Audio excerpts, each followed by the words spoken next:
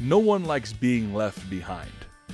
I remember being in a grocery store with my mom years and years ago, and I couldn't get the toy and or food that I wanted from the store. And so my mom's tactic to get me away from that item was to leave me behind. As I threw my temper tantrum, because she knew instinctually that after I got done swinging my arms and crying like a baby, that I would freak out and I would end up being behind her in the end because I did not want to be there by myself. We all don't want that, but sometimes we find that the plans we put in place for ourselves financially can be behind the times, and we don't want that plan to be left in the cold, out in the cold as things change in our financial future. On Consider's program today, myself and Joseph Clark, our managing partner, will go through why it should matter to keep your plan up into times and what you should do about it so your financial future is secure. Thanks for being with us. I look forward to having you on the show. Good morning and welcome back. This is the final fourth segment of the radio show. My name is Grant Soliven. I'm co-host to the Consider This program. This morning, I've also got the amazing, brilliant Joseph Clark, managing partner of the Financial Enhancement Group, alongside me today. This is the final segment. This segment does not get put on the radio. And so if you're looking for getting all of the pieces of this delicious pie that we put together from the radio show, please go to any of the podcasting services that you have access to, and the fourth piece will be there. It's also on our website, yourlifeafterwork.com. And so when looking at this piece, it's the final part of what we do, but sometimes even when we put good information out there, we don't want families to be wanting more or feeling like they're left behind and they're missing something in the show. So getting right down into kind of that fourth piece, the final piece for us today. Joe, the financial plan's not keeping up with the times.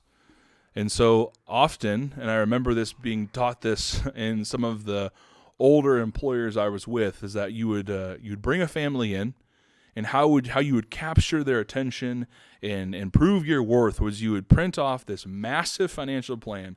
Thing was 150 pages in size, or even bigger, and we bound it in these beautiful leather-bound books.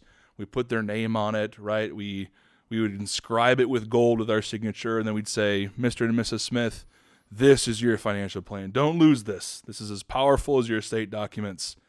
Have a good day. And the minute they would walk out the front door, that plan would be obsolete. And we didn't have the heart to tell them because of all the work we had put into it going forward and for their financial future. And so it's easy to put something in place financially for yourself, pick an investment, pick a tax strategy, etc., and just close your eyes and forget it. Oftentimes, the news that's out there, Joe, is just set it, just forget it, it's going to be fine.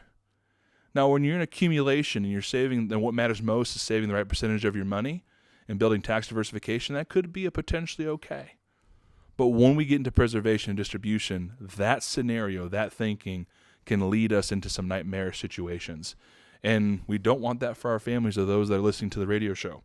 So getting into keeping up with the financial times and looking at some of the questions that we get inside of this individual topic, Joe, what are some of the things that you want our listeners to understand and know about their plan and about making sure they're making right decisions for their future?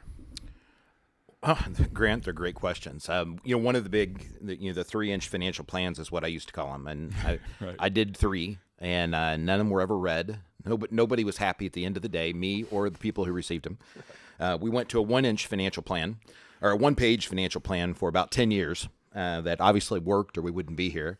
And now we have our Next Steps program where, we're able to put together 20 or 30 pages, but it's full of being able to look at future conditions changing. And I think the biggest part of this is when people hear the question, when to change an investment, I think the focus always goes to the mechanism, not necessarily the tax scenario, right? So it could be a stock, it could be a bond, it could be a mutual fund, it could be an exchange-traded fund.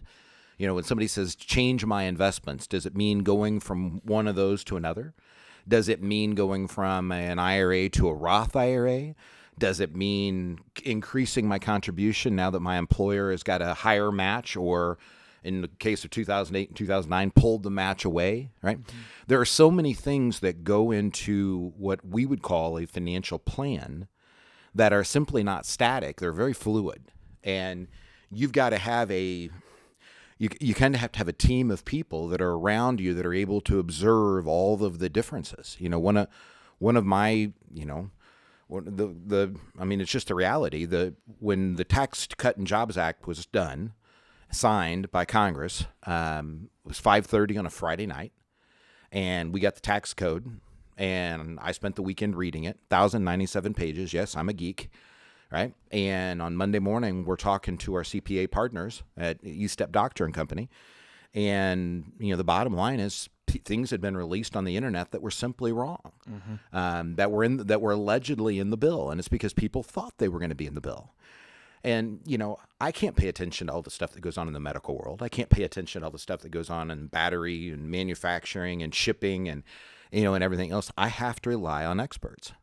And there's no way, if I didn't have the CPAs on our team and then we partner with an attorney on our team, I'm a certified financial planner. If we didn't have the capabilities that we had, there's no way we could keep up on this. And I think what happens with financial plans and why they get left behind is because people went through the work, right, to put it into place and presumed that somebody would call them at the end of the day and say, hey, something has changed.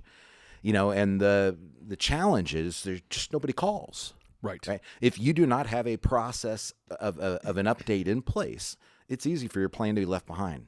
Well, absolutely. And I love that you went that direction, Joe.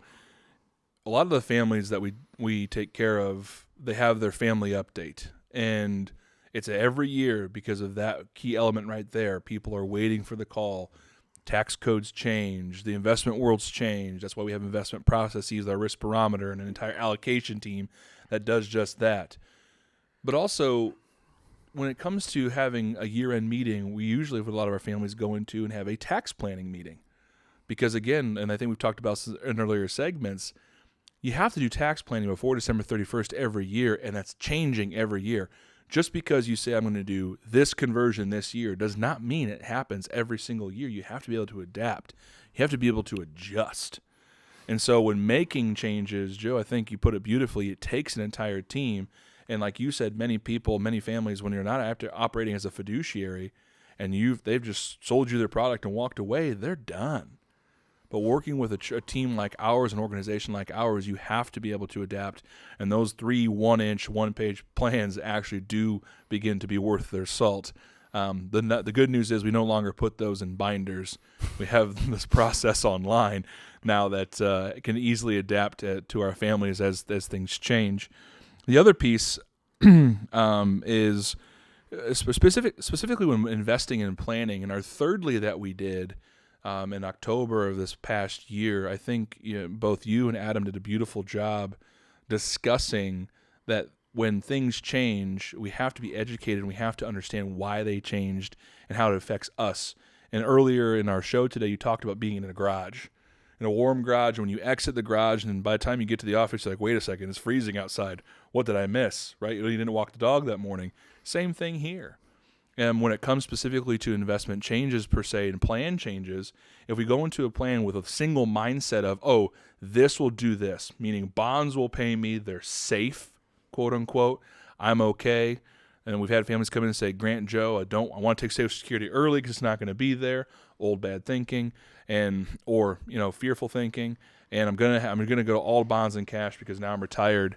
That's what I'm told I must do. And so looking at that, for all of us listening on the radio today, remember that things change. Having a team that is legally required to do with your money what you would do if they were in your same position is so crucial. And lastly, when it comes to your plan and putting this together, making sure that you evaluate it not just one time, but every single year and make adjustments along the way is super crucial.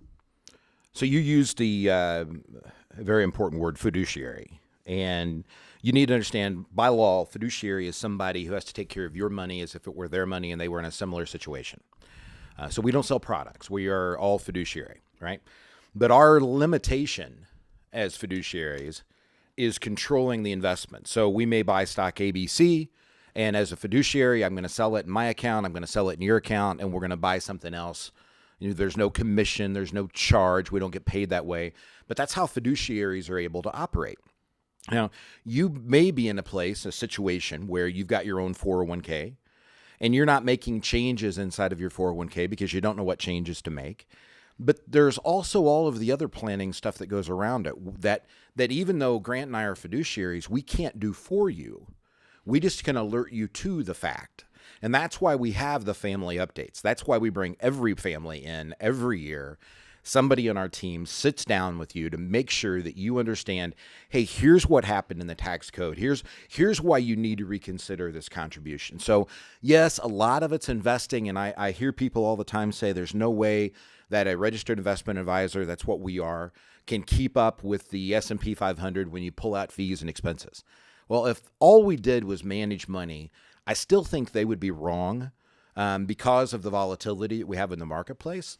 But what I can guarantee you they're wrong at is making sure that that plan is truly kept up to date.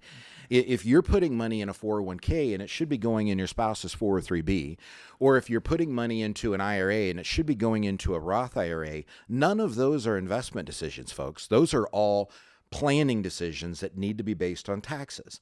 If you've got 4 kids and one of them's a drug addict and the other one's autistic, and you have them all 4 listed as your beneficiary on your IRAs or your 401ks, you're not helping people, folks. You're hurting them, right? But as a fiduciary, our job is to do the investment side. What we do is take our planning team, that we work on diligently together. We take our planning team and we give you the best insights and guidance into the other areas of the financial world. And so it's not, I don't ever want you to think that this is just investing. We get asked all the time on why we don't talk more about the market and the economy on this show. And the answer is because it moves so quickly. If you want more on the market, you can always go to our website, yourlifeafterwork.com, get signed up for the Market Carver. It's a video that either myself or our Chief Investment Officer, Adam Harder, puts out every week that gives you an update on what's going on in the economy and the market from our perspective, right? While you're there, if you want to come in and see Grant or somebody on the planning team, just click on the Next Steps meeting. Give us a call at 800-928-4001. Tell Brittany that you want to see Grant or Dean or Aaron or Jamie. Come in and visit. They'll give you 90 minutes of their best thinking. They'll tell you what to do today, things you're going to want to consider in the future, and if you choose to partner together, what FEG will do for you, and they'll put it into writing. So go to yourlifeafterwork.com, get signed up for your Next Steps meeting, get signed up for the Market Carver while you're there. We look forward to meeting you soon.